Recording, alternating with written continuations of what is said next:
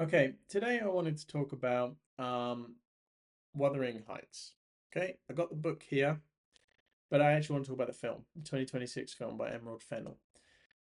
The discourse around this film has been insane. Um, Now you might think that because I've said that, I'm going to now come out and praise it to the heavens. I'm not. I think it's pretty good. And pretty good will get you lynched by the mob as an opinion on the Wuthering Heights 2026 film. Why is that? Well, you probably heard people hated it. They said, "Oh, it's extremely unfaithful." They say Kate Bush's song was much more faithful tonally and everything, and they've done a huge discredit to Bronte, and she'd be rolling in her grave and all that sort of thing. And Emerald Fennell didn't understand the book, and she read it when she was young and hasn't matured in her understanding of it since, and all that kind of thing. Yeah, that to me is insane. Um, why? Do I think that it's a faithful adaptation? Do I think that it's one to one? Nope, not at all. So what's going on then? Why am I saying it's insane? Well, because that's not the purpose of an adaptation. Uh, and I think that Emerald Fennell could very well, and I really mean this, could very well be the uh, the exact person to swing the pendulum in another direction and to say to the mass audience, an adaptation doesn't need to be a one-to-one thing to be strong. Now, why is that? I'm not talking about how sometimes we make certain excuses for films and TV adapting books and say, well, there were certain things in there they weren't able to do because of budgetary restrictions. Game of Thrones series one, why do they skip certain battles and things? Well, they didn't have the money to have all those different actors and things like that, and so they just fast forward and show you the battleground afterwards. And we make those excuses and we say that's okay because it's understandable. It's a production thing. As long as the story's intact, the atmosphere is intact, the characters are intact, that's what matters, right? I'm not convinced it is anymore. And the reason is because film as an art form is obviously quite a juvenile one. The novel has been around hundreds of years more than the film. Not as many hundreds of years as people think it has been around, but it has been around for a lot longer than film. And so it had a lot of chances to mature. And so we now at this current point in literature have all sorts of experimental novels in the postmodern tradition. Thinking of people like, whether it's David Markson or David Foster Wallace or Joyce or even, Pynchon or anyone like that, right? But uh, film has inherited some idea or developed some idea where it can be strong by making as close as it can to the book it's trying to adapt. And obviously, I'm not saying that all films adapt a book. I'm talking specifically about films that do that. They're strong in their ability to capture exactly the essence of the book. This is a fool's errand, in my view, a total fool's errand, because you can't, and there's no point, because it exists already. If you want to get the exact essence of Wuthering Heights, the exact language, the exact characters, the exact atmosphere, because you love it, guess what? Read the book again, or even read it once, because some of these people I'm sure that are complaining haven't even read the book, but the people that have, just read it again. It still exists. Sorry, a pigeon started climbing about on the roof and it made a lot of noise. Um, The atmosphere is worth talking about here. People might say, "Oh, it's not gothic in the sense of it being haunted and ghostly and spectral," in other words that mean ghost, phantasmic. So, so what? If you want it, read the book. And someone's counter to me could very easily be, yeah, but Bronte's atmosphere would have worked, and this atmosphere must be lesser because it isn't that. And that's not true. Just because, this is my main point across the whole thing, just because it's different doesn't mean it's worse.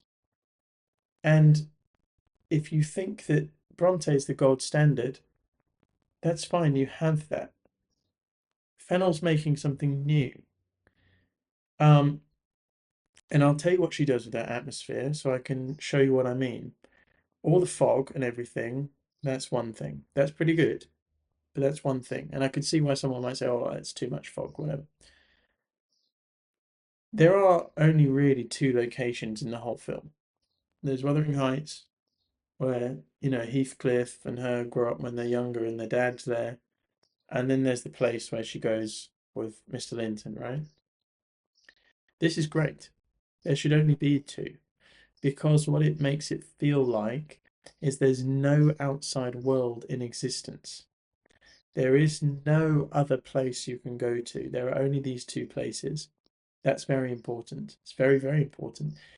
What the film tells us is that Kathy and Heathcliff are in a world of their own where they're so tied up in each other that even when they're separated, we don't see any of that. We only know that one is here, one is there, and they're close, and we want them to get back together.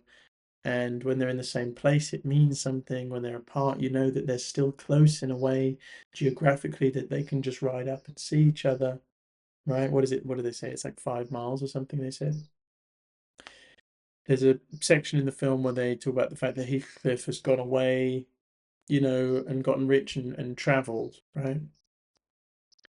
When they ask him about where he's travelled, we never know. We never find out. He never says. He refuses to answer.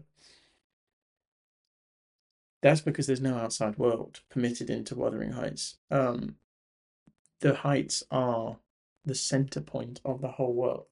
Um, and Catherine's so-called escape from it, right, always feels wrong because it's not the heights. She's in the place that represents the other place that isn't home. And home is scary when we return there, but it's still home. And this other place is always tied up with the idea of other. And it's very good. That's how it feels when you move house and you start a new chapter of life and you mourn the old place almost immediately. And when you go back there, it's not the same. And you realize that really it was a slice of time that you're missing, not the actual place and things like that. Um, that's great. The atmosphere is fantastic for that. Charlie XCX's music works really well. The sort of the dark, sort of very very grating strings from, I believe the song's called House, or maybe some extension on that, but I think it's called House, and that works very well. Chains of Love works very well. I didn't pick up on loads of the other songs, but generally the kind of motifs of it work very well. And there was a couple of moments where I believe, I'm not totally well versed in her album, but there were some other sections that also to do with strings and things that I don't think were to do with her album. But by all means, correct me if I'm wrong. They just didn't sound like her. They sounded more orchestral. And they sounded really good as well. The soundtrack's fantastic, um, and that's all great. The acting, for example, the children are great. Young Heathcliff, everyone should expect to get a good performance out of because what's his name, Owen Cooper. He was in Adolescence, which everyone loved, obviously for good reason. It was amazing. And he was an immediate standout debut actor for that. Um, Now, I wouldn't say he was amazing in this. I wouldn't say that he was anywhere near the level he was in Adolescence. It's just a different role. But he wasn't bad at all. I mean, he's still better than by far most child actors. Um, but his scene partner, young Kathy, oh my goodness, she's so good. She is so good. Um, Incredibly talented young lady. And from my research, this is her film debut. So she's like having her own adolescence moment. Um, she was really good. In my opinion, better than Margot Robbie's performance. Of obviously, it's a different age of the character, but I think she did a superior performance. So I really hope that that gets picked up on and acknowledged, even by the morons who are trashing this film and saying it's a total wreck. She was very good. And Jacob Elordi, by the way, when I say she was better than Robbie, Margot Robbie was still pretty good. She was just good. That was it. She was just good. Her accent was not. Her accent was below good. It was not approaching awful, but it was not to the point of offensiveness, but it was not ever to the point of passable. Whereas Elordi's was passable. His was generally passable. Um, to the point where it's not distracting you all the time. Um, but that's what happens when you hire two Aussies for a film set in Victorian England.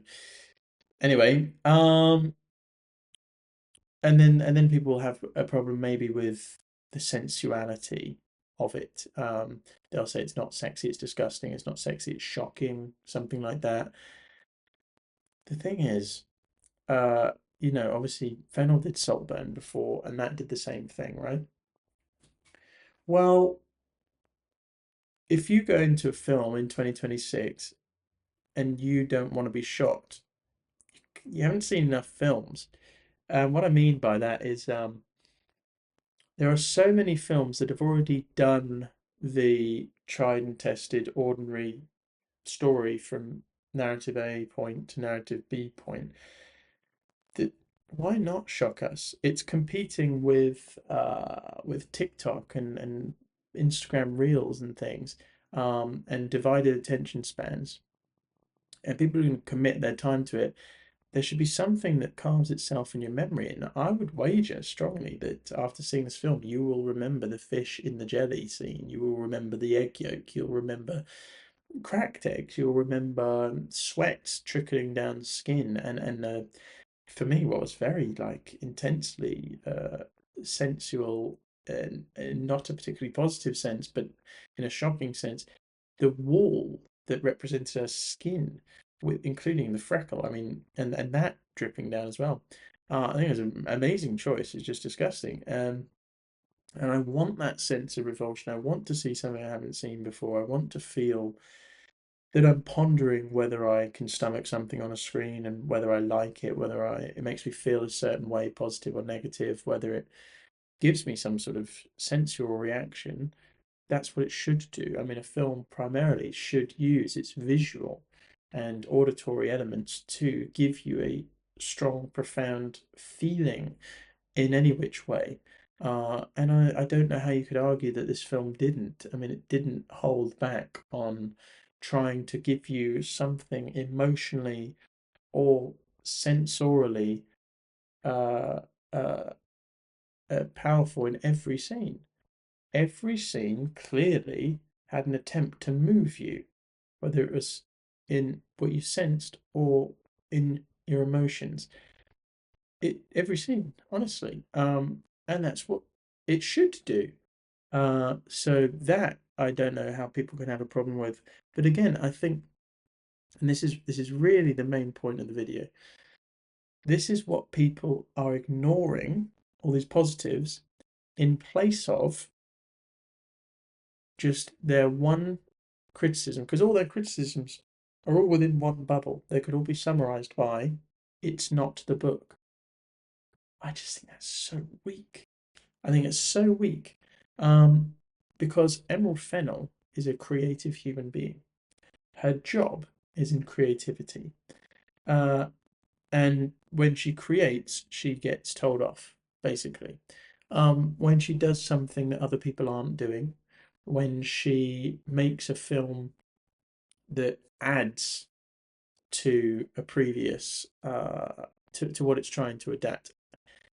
Now, when I say adds to, I don't mean that it increases the quality such that it's beyond the book. That's not at all what I mean. I mean simply an addition has been made, or a subtraction, if you like, whatever you want to say. Um, which is her job. Her job is addition, creation. She's a creative. Um, so I don't know why people have a problem with a creative person being creative. And then when they hire a director who's not creative for other film adaptations, they call it boring and say it didn't need to be made. I don't think any film adaptations attempting to be one to one need to be made. Uh, it's just maybe an excuse for people to watch the film and not bother to read a book, and that would be a crying shame anyway.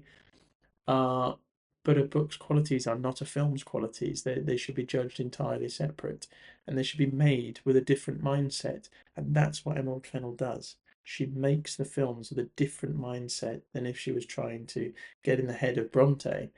Um, and when she said her justification for this, I mean, she put the asterisk in the film title. She anticipated all this. She knew all this was coming her way. I very much wonder if she'll be vindicated later in her career. Um, she said that it's meant to capture the feeling of her as a young teen, reading the book and the feelings it gave her for the first time. It's capturing that imagic representation of Wuthering Heights. I think it's a wonderful idea. Has anyone ever heard of that before?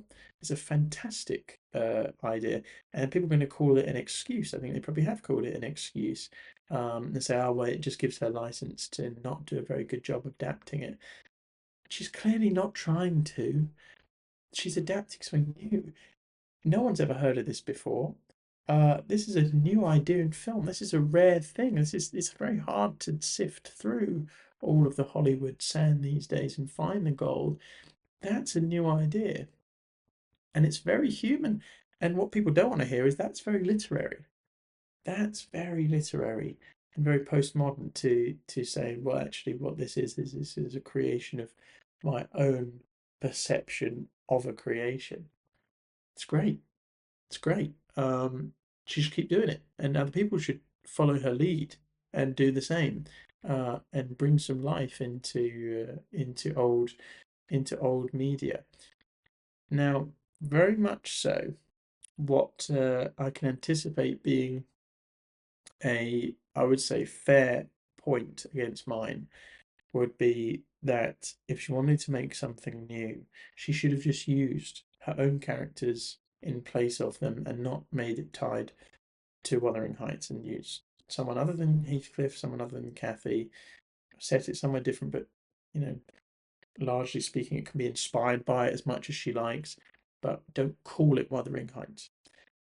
I see that point. But again, if the whole inspiration comes from the fact that it was from her reading Wuthering Heights and that was a profound experience on her, it would be inauthentic. Any way that she would try to stray all the way off it would mean that she had to create something that had actually subsumed all her ideas and was entirely tied up in it. I don't, it wouldn't have worked, in my opinion.